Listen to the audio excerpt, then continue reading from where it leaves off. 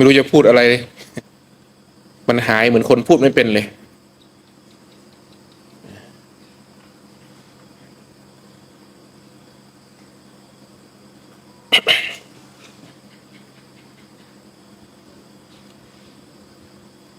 เราเคยไปอาราธนาให้พระท่านเทศนะการอาราธนานี่คือการขอให้ท่านพูดนะเรื่องธรรมะให้ฟังแต่สำหรับครูบาคำว่าอาราธนาที่แท้จริงคำว่าอาราธนานี่คือเราพร้อมที่จะฟังไม่ต้องขอหรอกผู้ฟังพร้อมนะก็เรียกว่าผู้ฟังนี่เตรียมพร้อมที่จะฟังผู้พูดก็สมควรพูดนั่นแหละคำว่าอาราธนายิ่งหากเป็นธรรมะเป็นไปเพื่อดับทุกข์เนี่ยมันพูดเล่นไม่ได้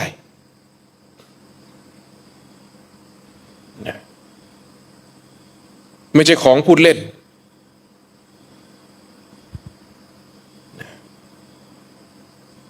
เพราะมันต้องเค้นออกมาจากประสบการณ์กำแพงแห่งภาษานี่มันใหญ่มากนะเราลองจินตนาการว่าไอ้เครื่องกั้นนี่คือภาษาเนี่ยนะมันเหมือนกำแพงมหึมาที่กั้นคนสองคนที่อยู่คนละฝั่งมันมองไม่เห็นกันเลยยิ่งพูดเรื่องธรรมะเนี่ยยิ่งแล้ว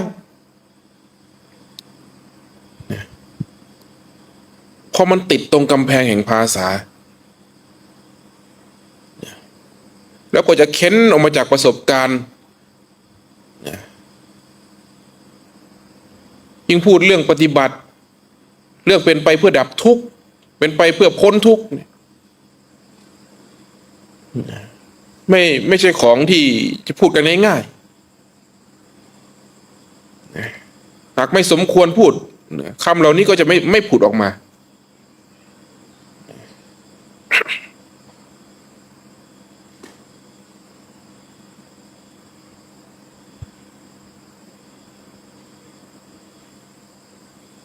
การฟังธรรมมันต้องเตรียมเรียกว่าเตรียมใจให้พร้อมนะไม่ส่งจิตออกมาหาผู้พูดตั้งจิตไว้ในกายคือทำความรู้สึกตัวทั่วพร้อมไว้ในกายไม่ต้องพยายามทำความเข้าใจไม่ต้องเลย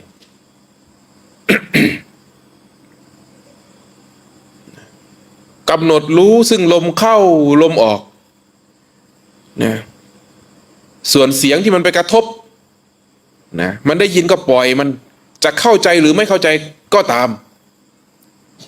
นะเราไม่ได้มาฟังไม่ได้มาเรียนเหมือนเรียนหนังสือครูบาพูดอยู่เสมอว่าเราศึกษาธรรมะหรือเราฟังธรรมะเนี่ยเราไม่ได้มาฟังเหมือนเราเรียนหนังสือฟังอย่างนั้นได้แต่เข้าใจแต่เข้าไม่ถึงนะการฟังธรรมนะการฟังธรรมที่เลิศนะที่ดีและเป็นประโยชน์สูงสุดคือการตั้งจิตไว้ในกายไม่ส่งจิตออกมาหาผู้แสดงนะกำหนดรู้ลมเข้าลมออกนะไม่ต้องพยายามทำความเข้าใจจะเข้าใจหรือไม่เข้าใจก็ตามไม่ใช่สาระสำคัญแต่สิ่งสำคัญคือรู้จักตัวเองนะเรากำลังรู้จักตัวเองเรียนรู้ตัวเองอยู่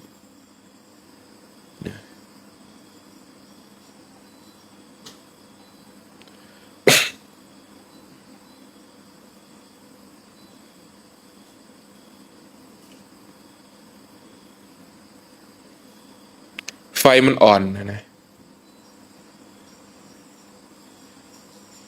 วัดเราไฟดับหลายรอบมากเพราะว่าไฟไม่พ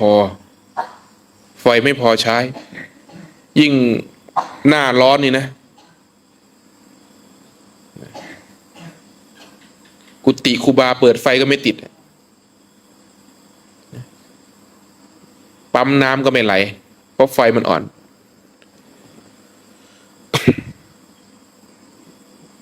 หม้อแปลงไม่พอ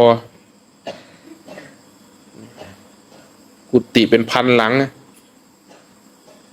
หม้อแปลงเดียวอย่างเงี้ยแล้วเดินสายมาไกลด้วยแต่ก็ดีกว่าไม่มีไฟฟ้าใช้นะดีกว่า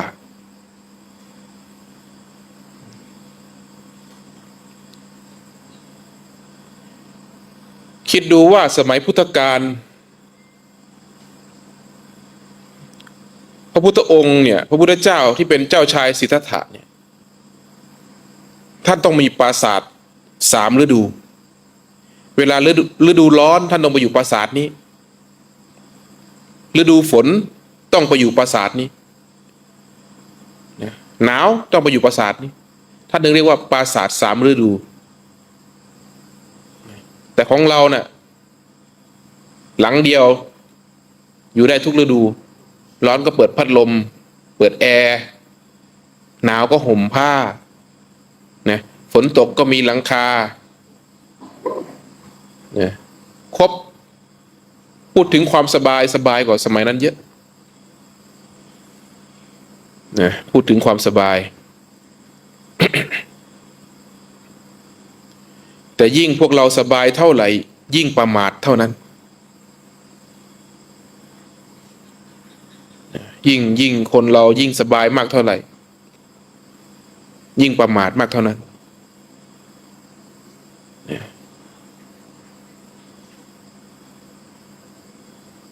หลวงพ่อท่านบวชอยู่วัดนี้กี่ปีแล้วรุ่นไหนมีใครรู้บ้างว่ารุ่นไหนท่านเป็นพระอคันตุกะนะพระอคันตุกะ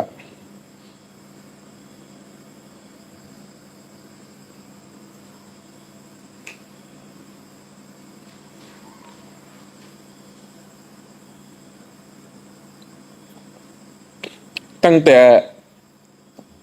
เห็นท่านที่วัดนี้นะไม่เคยคุยกันแม้แต่คำเดียวกับครูบานะเจอหน้าก็แค่ยิ้มให้กันแค่นั้นเองท่านยกมือไหว้แล้วก็ยกมือรับ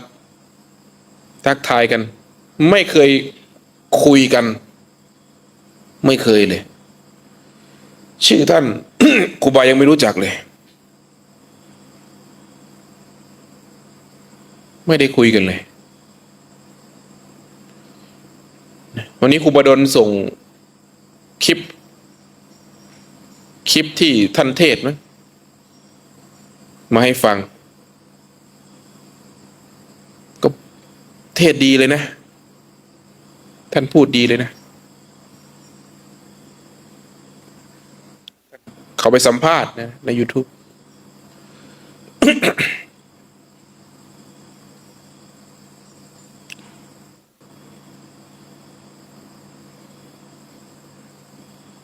ความตายไม่น่ากลัว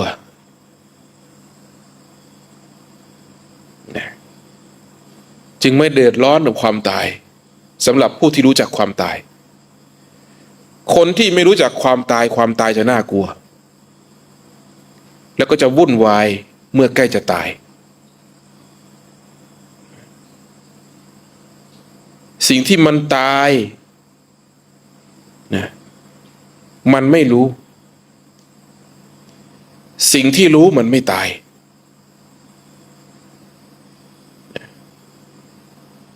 ร่างกายนี่ตายแต่มันไม่รู้แต่ผู้ที่อยู่ในกายหรือเรียกว่าวิญญาณเรียกว่าจิตวิญญาณมันไม่ตายมันแค่ผัดเปลี่ยนนะหากเปรียบร่างกายเหมือนเสื้อผ้าเปรียบจิต หรือวิญญาณเนี่ยเหมือนคนคนก็แค่เปลี่ยนเสื้อผ้าเสื้อผ้าไม่รู้เรื่องอะไรเลยเสื้อจะสวยเสื้อจะไม่สวยก็เป็นคนที่สวมใส่แต่เสื้อผ้าไม่รู้เรื่องมีแต่คนที่รู้เสื้อผ้านี้ถูกผลัดเปลี่ยนอยู่ตลอดทุกวันทุกเวลาแต่ผู้ใส่คือคนเดิมกายเราก็เหมือนกัน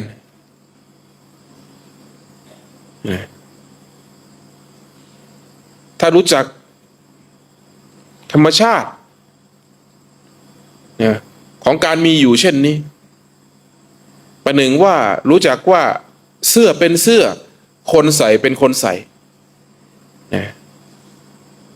เราจะไม่วุ่นวายไม่เดือดร้อน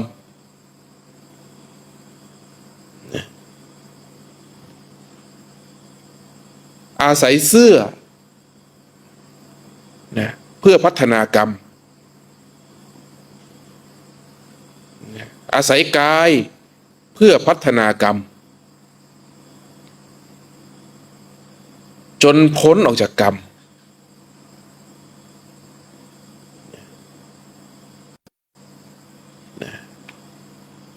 ไม่น่ากลัวเลย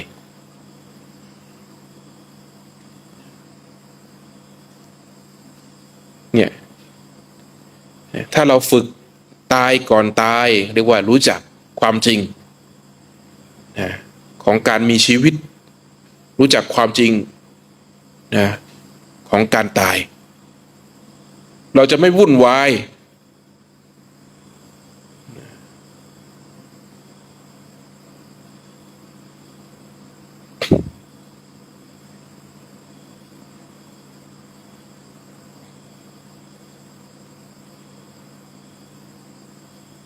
มีใครจะไปเป็นรายต่อไปไหม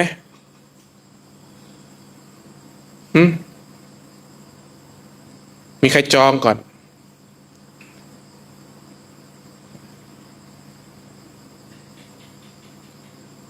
ตายแซบแบบนี้ตายตอนกินข้าว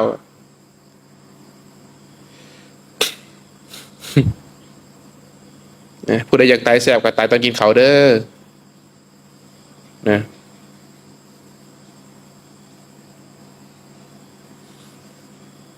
ใครมีคำถามไหม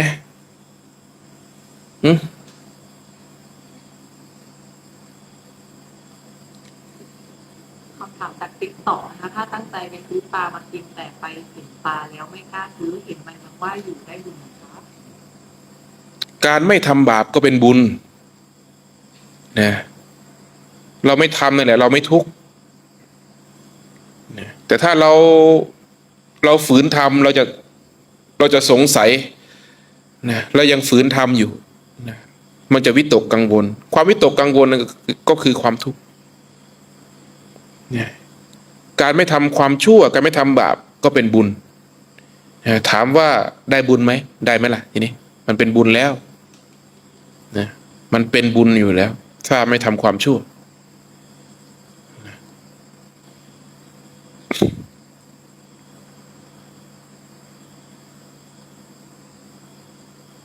คำถามจากคุณไอซ์นะคะถ้าเข้าฌานได้ครั้งแรกพอออกมาแล้วเราจะเข้าถึงฌานใหม่ได้ไหมคะถ้าอยากได้จะไม่ได้นะถ้าเคยเข้าได้ครั้งหนึ่งแล้วมันจะเกิดตัณหาเข้าแทรกเกิดความยึดความอยากความปรารถนาที่อยากได้นะเพราะใครที่มันเข้าถึงสภาวะฌานนี่มันเหมือนผู้ที่เข้าถึงผู้มีสมบัติมากนะเหมือนเป็นเศรษฐีคนจนกลายเป็นเศรษฐีย่อมติดรสชาติของความเป็นเศรษฐีคือปรารถนาอยากเป็นอย่างนั้นอีกผู้ที่ทำฌานหรือเข้าฌานได้ก็จะเป็นอย่างนั้นเมื่อออกมาก็จะปรารถนาที่จะได้มันนี้ถ้าอยากได้จะไม่ได้นะ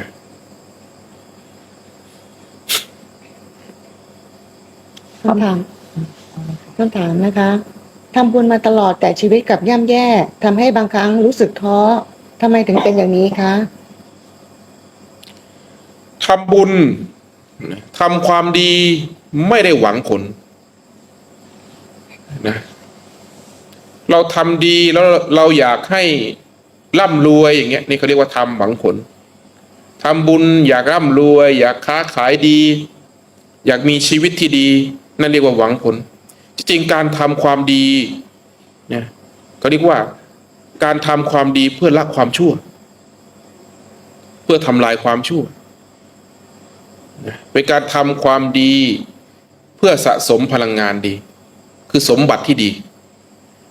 นะไม่ได้ทำความดีเพื่อหวังนะทำดีกับคนอย่างเงี้ยนะถ้าคนที่ทำดีแล้วหวังให้คนอื่นทำดีกับตนเองนะก็จะบอกว่าเนี่ยทำบุญกับคนไม่ขึ้นคำนี้เจอบ่อยมากทำบุญกับคนไม่ขึ้นถูกไหมนะเพราะอะไรเพราะเราหวังให้คนอื่นดีด้วยการทำความดีต้องไม่หวังทำความดีเพื่อความดี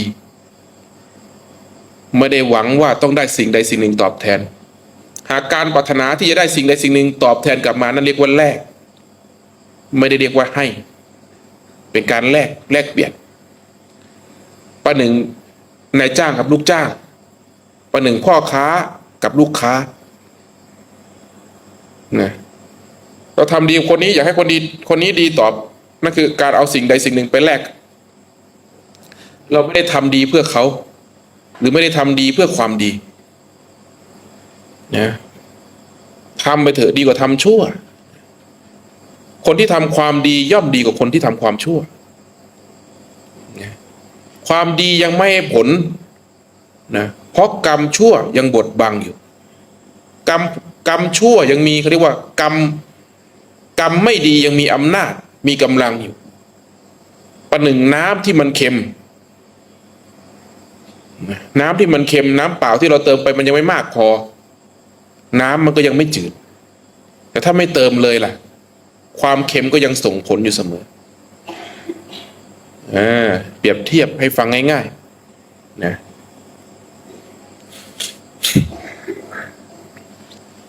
คำถามจากคุณชินจังนะคะถ้าเราภาวนาพุทโธพร้อมกับดูกายเคลื่อนไหวได้ไหมคะหรือเลือกอย่างใดอย่างหนึ่งได้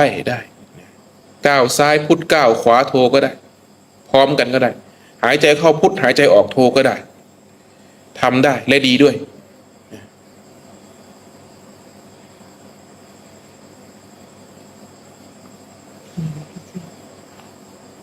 การนั่งสมาธิหากเจอปัญหาเช่นมีเสียงรบกวนต่างๆทำให้ใจฟุ้งซ่านจะแก้ไขได้อย่างไรครับไม่โทษที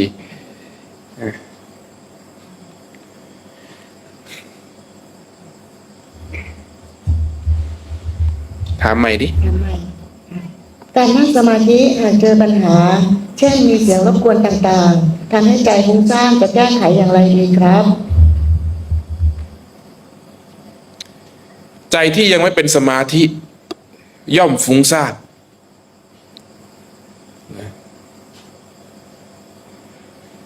มันยังไม่เป็นสมาธิต้องฝึกจนกว่าจะเป็นสมาธิเมื่อจิตเป็นสมาธิความฟุ้งซ่านจะไม่มีเพราะความฟุ้งซ่านเป็นอริเป็นข้าศึกกับสมาธิเขาเรียกว่านิวรณ์เมื่อนิวรณ์หมดระงับลงหมดไปนั่นแหละจึงเป็นสมาธิมันต้องฝึกไปเรื่อยๆนะพยายามล้มแล้วก็ลุกล้มแล้วก็ลุกนะมันคิดก็เอาไหมกลับมาดูลมใหม่มันคิดก็เอาไหมกลับมาดูลมใหม่นะทำซ้ำๆเป็นล้านๆครั้งพยายามเป็นล้านๆครั้งขยันก็ทำขี้เกียจก็ทำระลึกได้ตอนไหนก็ทำตอนนั้นทำทั้งในรูปแบบและนอกรูปแบบ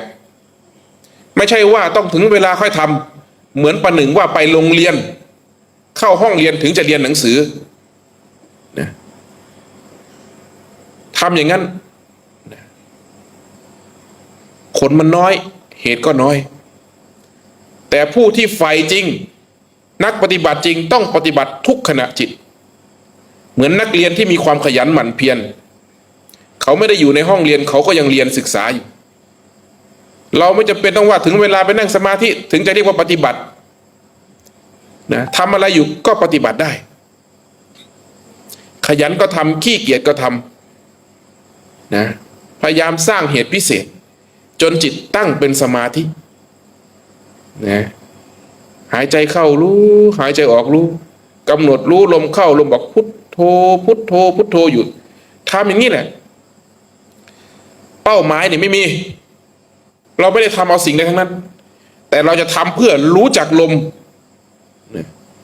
รู้จักกายของเราให้ได้รู้จักใจของเราให้ได้เราไม่ได้ทำว่าหวังว่าต้องสงบก็เอาไม่สงบก็เอาแต่เราจะเรียนรู้มันทั้งสงบและไม่สงบนะพยายามรู้สึกตัวให้ได้นะเป็นล้านๆครั้งนี่แหละผลพิเศษเหตุพิเศษผลย่อมพิเศษนะ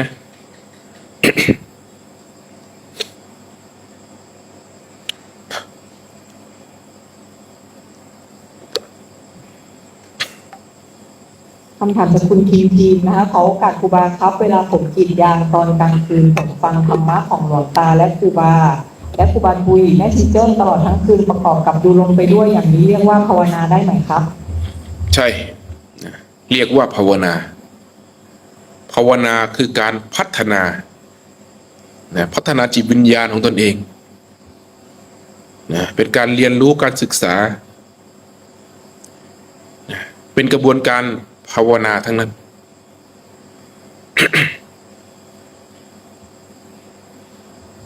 คำถามจากคุณปุ๋ยที่ไก่แก่นะคะกราบนมัสการค่ะถ้าเราไม่ไปใส่บาตรตอนเช้าแต่เป็นโอนตังทำบุญแทนการใส่บาตรอันไหนดีกว่ากันคะอยู่ที่เจตนาเจตนาที่เป็นกุศลย่อมเป็นกุศลไม่ใช่ว่าทำอย่างใดถึงจะดีกว่ากันทำอะไรก็ดีหมดเลยการทำทานที่ได้ประโยชน์มากคือการทำเพื่อทำลายความยึดมั่นถือมั่นการทานเพื่อทำลายความหวงในใจยิ่งหวงยิ่งต้องทำลายนี่จึงเป็นการทานที่แท้จริงไม่ได้ทานหวังอะไรเลยนะหากเรามีเวลานะมีความตั้งใจจะตื่นมาเพื่อทำสิ่งที่มันดีตอนเช้านะได้เจอพระเจ้าพระสงฆ์ได้ทำใจให้เบิกบานนะได้สนับสนุน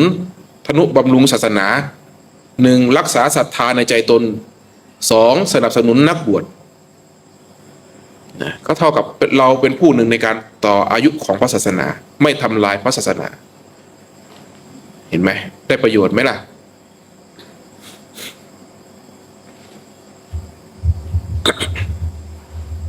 การนั่งสมาธิแม้จะเป็นเดือนเป็นปีแต่ไม่สามารถทำใจให้นิ่งหรือเกิดนิมิตอะไรเลยการที่พยายามนั่งแล้วมีผลเช่นนี้จะได้อานิสงส์บ้างไหมคะได้อย่างมหาศาลนะเขาเรียกว่าการสร้างบารมีคำว่าสร้างบารมีคือสร้างนิสัยเป็นการเพิ่มกำลังจิตกำลังศรัทธากำลังความเพียรกำลังสติกำลังสมาธิกำลังปัญญาหรือเรียกว่าสร้างอินทรีย์เพิ่มกำลังของอินทรีย์ขึ้นเนี่ยจึงมีอานิสงส์อย่างมหาศาลเป็นการสร้างนิสัยตน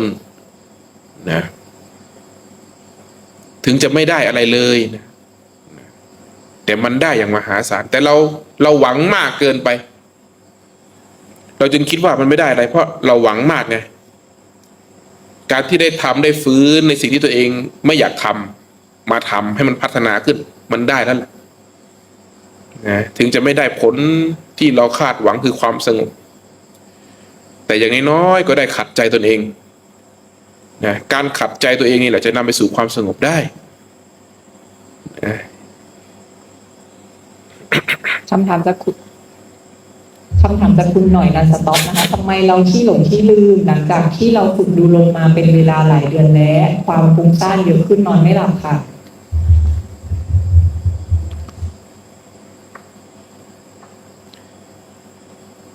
ธรรมชาติของความจำไม่แน่นอน ไม่มีใครบนโลกใบนี้ที่จะไม่หลงลืมนะการลืมหรือการจำได้ไม่ใช่ปัญหา แต่ที่เป็นปัญหาคือไม่ยอมรับในสิ่งที่ตนเองเป็น คนลืมอยากจำได้จะเป็นปัญหา คนที่จำได้อยากลืมบางอย่างก็จะเป็นปัญหานะแต่คนที่เข้าใจลืมก็รู้ว่าลืมเป็นธรรมดาจำได้ก็เป็นธรรมดาลืมกับจำจึงไม่ต่างกัน และคนบนโลกใบนี้ไม่มีใครจำได้ไม่มีใครที่ไม่เคยหลงลืมเลยจะลืมมากลืมน้อยนั่นก็เรื่องของบุคคลนะเพราะสัญญาไม่เที่ยงไม่มั่นคงผู้ที่ฝึกดูลมไม่ได้ฝึกคิดคือสมองฝั่งเขาเรียกว่าฝั่งรู้สึกตัวกับฝั่งของความคิดมันทำงานคนละอย่างกันสมองฝั่งหนึ่งเนี่ยคือจิตเนี่ยมันไหลไปกับความคิดฝั่งหนึ่งนะคือเที่ยวอยู่ในความทรงจำอยู่ในอดีตในอนาคตในสัญญาความจำแม้แต่หลับฝันมันแม้แต่หลับมันยังฝันเพราะมันชินและมันชำนาญมากคนประเภทนี้ข้างในจะไม่เคยเงียบเว้นแต่ว่าเวลาหลับที่ไม่ฝันสมองถึงจะได้พักหากคนประเภทนี้ไปวัดค่าสมองนี่จะแดงหมดเลยสมองจะแดงมากเพราะมันคิดมากแต่ผู้ฝึกอานาปาเนี่ยไม่ได้ฝึกคิดแต่ฝึกรู้สึกตัวเอาความรู้หรือสติเนี่ยจับจ้องกับลมหายใจรู้ว่ามันเคลื่อนเข้าเคลื่อนออกไม่ได้คิดนึกไปอดีตไปอนาคตหนทางที่มันเที่ยวหรือจิตเนี่ยที่มันเที่ยวอยู่ในความทรงจำในอดีตในอนาคตในสัญญาอารมณ์เนี่ยไม่ค่อยได้ใช้ประหนึ่งทางที่ลกล้างส่วนหนทางใหม่คือความรู้สึกตัวจะเริ่มเขาเรียกว่าเริ่มสะอาดเริ่มเตียนนะเริ่มโล่งพอฝึกไปถึงจุดหนึ่งนะมันจะคิดอะไรไม่ได้เหมือนตอนเริ่มแรกที่เราฝึกดูลมใหม่ๆมันจะไม่ดูลมมันจะคิดมันกลับกันสังเกตดูสิมันกลับกันเมื่อก่อนเราพยายามรู้สึกตัวคือดูลมหายใจแต่มันจะไหลไปคิดเสมอแต่พอเราดูลมจนชำนาญแล้วจนเริ่มเก่งแล้วจะให้มันคิดอะไรสักอย่างหนึ่งมันก็ไม่คิดเขาเรียกว่าจิตพลิกมันกลับกันแต่ปัญญามันยังไม่เกิดนะเพราะธรรมชาติ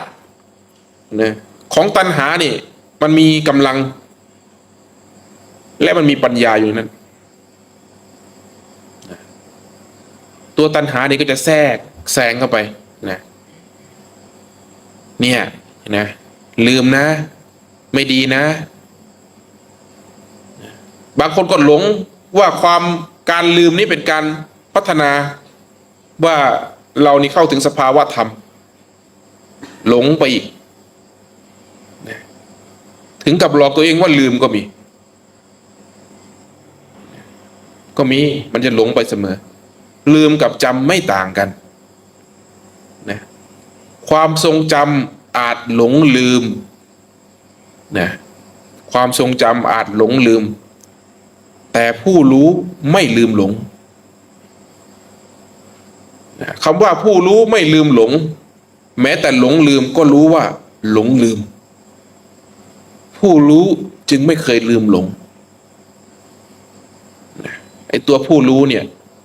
ไม่มีภาษานะไม่ใช่ความทรงจำรู้อยู่ว่าตัวเองลืมอยู่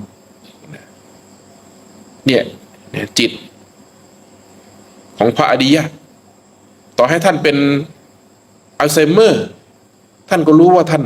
เป็นอัลไซเมอร์คือท่านรู้ว่าท่านจำอะไรไม่ได้เลยสติตัวนี้ไม่เคยลืมลงนะจำไว้นะ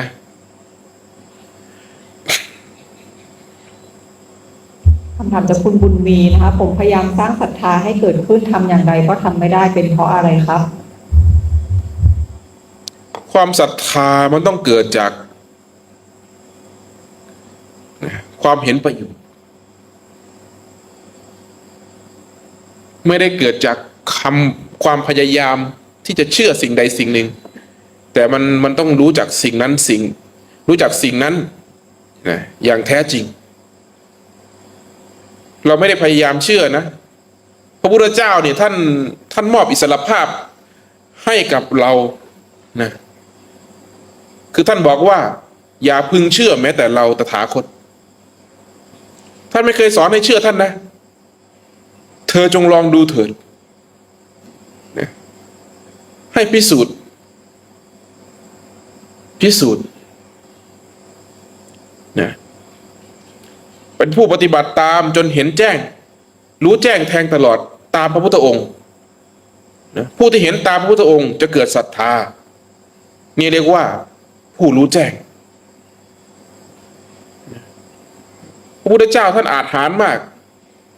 ท่านมอบอิสรภาพให้กับมวลมนุษย์นะท่านไม่เคยบังคับมนุษยชาติเลยที่ต้องเชื่อท่านนะท่านกลับท้าว่าท้ามนุษยชาติว่าเธอจงมาลองดูเถิดนะว่าสิ่งที่เรากล่าวนี้นะเป็นสัจจะไหมเราตถาคตไม่เคยกำหนดไม่เคยบัญญัติสิ่งใหม่ขึ้นมาคือพูดง่ายๆท่านไม่เคยเสริมเติมแต่งสิ่งที่ไม่มีอยู่ท่านเพียงแค่พูดในสิ่งที่มันมีอยู่แล้วนะจะมีพระพุทธเจ้าหรือไม่มีพระพุทธเจ้าก็ตาม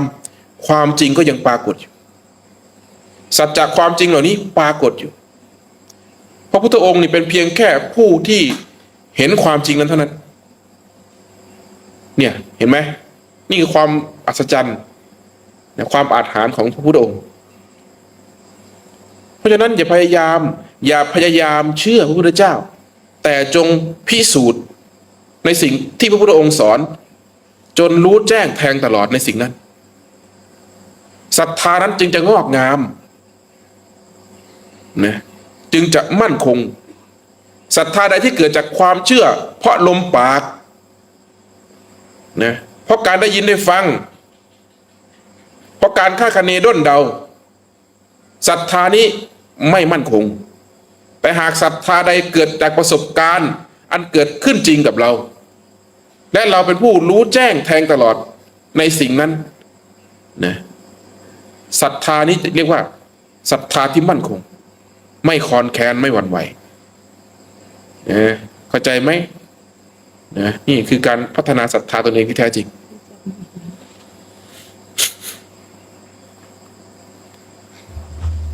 การนั่งสมาธิหากเจอปัญหาเช่นมีเสียงรบกวนต่างๆทำให้ใจฟุ้งซ่านจะแก้ไขอย่างไรดีครับ จงพิจารณาว่าหากการเงียบและทำให้ใจสงบผู้ที่หูหนวกก็คงไม่วุ่นวายคงบรรลุธรรมกันหมดแล้วคงเข้าถึงความสงบกันหมดแล้วจงอาศัยเสียงนั้นพัฒนาจิตจงอาศัยเสียงอาศัยความวุ่นวายที่เราเห็นว่าวุ่นวายนั้นเพื่อข้ามพ้นจากความวุ่นวายนั้นให้ได้นะอาศัยเหตุการณ์นั้นให้เกิดปัญญาซะ